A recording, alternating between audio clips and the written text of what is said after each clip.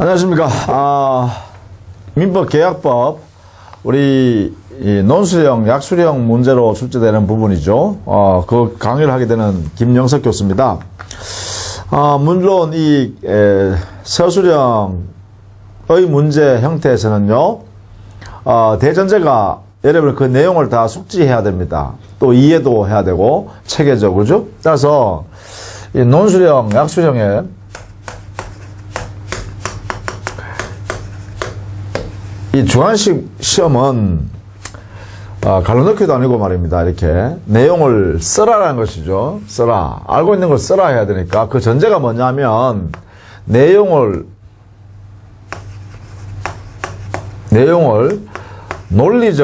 논리적으로요. 그리고 체계적으로 이렇게 체계적으로 이해가 돼 있어야 됩니다. 완전히. 예?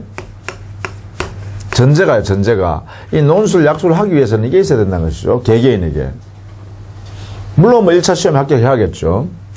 그래서 논리적으로, 체계적으로 이해해라. 이게 참 어려운 이야기입니다. 그래서 여러분이 기본 내용을 반복해서 여러분 익혀야 돼요. 교재 순서대로, 그죠? 예를 들면, 교재에 보면, 이 논리 체계적이라는 것은 그냥 아는 뭐 이거 알고 저거 알고 이거 왔다 갔다 하면 되는 게 아니죠. 그죠? 첫 번째는 어떤 법에서는, 특히 민법에서는요, 이 법에서는 대체로 이렇게 돼 있어요. 대립법계에서는 어떤 내용의 의미를 이해하고, 의미, 이러이러한 것이다 라고 정하고, 두 번째는 이러이러한 것은 우리 법에서는 어떤 의미를 갖고 있는가, 성질을 파악해야 돼요. 성질. 그 다음에 세 번째는 이러한 성질을 갖고 있는 이것은 어떤 내용을 담고 있다.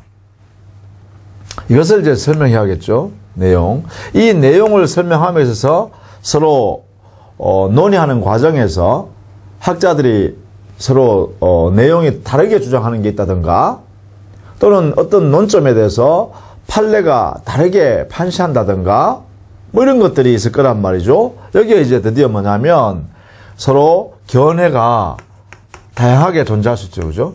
견해 대립이 있을 수 있다. 이 내용에 말입니다. 내용에.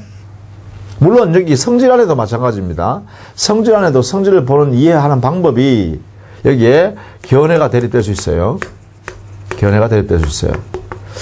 여기 견해가 대립되면 반드시 마지막으로는요, 이 견해 내용을, 이 견해 대립되는 견해의 내용을 어떤 내용이다라는 걸 소개하고, 여러분 알고 있는 것을요, 요 대립된 내용을 소개하고, 이렇게. 그 다음에 마지막으로는 이 견해에는 이런 문제가 있고, 이 견해에 이런 문제가 있고, 이런 문제 있는 것을 정리해 보니까 나의 입장은, 지금 수험자 자신의 입장은 이런 내용이 옳다라고 자신의 견해를 이렇게 피력해야겠죠. 마지막으로는 거죠. 여기 자신의 견해를 이렇게 피력해야 됩니다. 이때 자신의 견해를 피력할 때는 당연히요, 논거가 있어야죠. 논거를 제시하는 게 원칙이죠. 이러이러한 이유로 인하여 내가 볼 때는 이러이러한 견해 입장이 옳은 듯하다. 거기에 동참하겠다. 이렇게 하는 거죠. 따라서 여기는 이 내용에는요, 논점마다 각각 서술이 필요해요. 설명이 필요하죠. 설명이. 이 설명하는 과정에서 이제 이러한 견해 대립을 정리하는 거예요. 이런 견해 대립을 정리하는 거예요. 이렇게. 보통 논술형 같은 경우에는 우리가 40점짜리 논술형이고, 약술형은 20점짜리 이렇게 표현하잖아요. 그럼 보통 논술이라 그러면 논점, 다양한 형태로 견해 대립될 수 있는 만한 것이 큰 내용으로, 논술형일 때는 이 내용이 보통 한 3개 이상입니다.